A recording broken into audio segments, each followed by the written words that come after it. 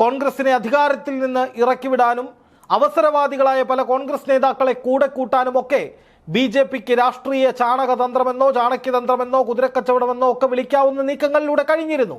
പക്ഷേ ആത്യന്തികമായി Indian national Congress എന്ന പ്രസ്ഥാനത്തിൻ്റെ അടിത്തറയ്ക്ക് ഒരു കേടും സംഭവിപ്പിക്കാൻ BJP തലകുത്തി മറിഞ്ഞിട്ടും കഴിഞ്ഞിട്ടില്ല. വർഗീയതയുടെയും വിദ്വേഷത്തിൻ്റെയും ഒക്കെ മൂർത്ത രൂപങ്ങളായി മോദിയും BJP നേതാക്കളും കഴിഞ്ഞ തെരഞ്ഞെടുപ്പ് കാലഘട്ടത്തിൽ അഴിഞ്ഞാടിയപ്പോഴും കോൺഗ്രസിൻ്റെ കെട്ടുറപ്പിന് ഒന്നും സംഭവിച്ചില്ല എന്ന് മാത്രമല്ല, കോൺഗ്രസ് എന്ന പ്രസ്ഥാനം, രാഹുൽ ഗാന്ധി എന്ന നേതാവ് ജനമനസ്സുകളിലേക്ക് ആഴ്ന്നിറങ്ങുന്ന കാഴ്ചയും ഈ തെരഞ്ഞെടുപ്പ് കാലഘട്ടത്തിൽ നമ്മൾ കണ്ടു. അതിൻ്റെ തുടർച്ച ഓരോരോ സംസ്ഥാനങ്ങളിലും ഇപ്പോൾ ഉണ്ടായിക്കൊണ്ടിരിക്കുകയാണ്.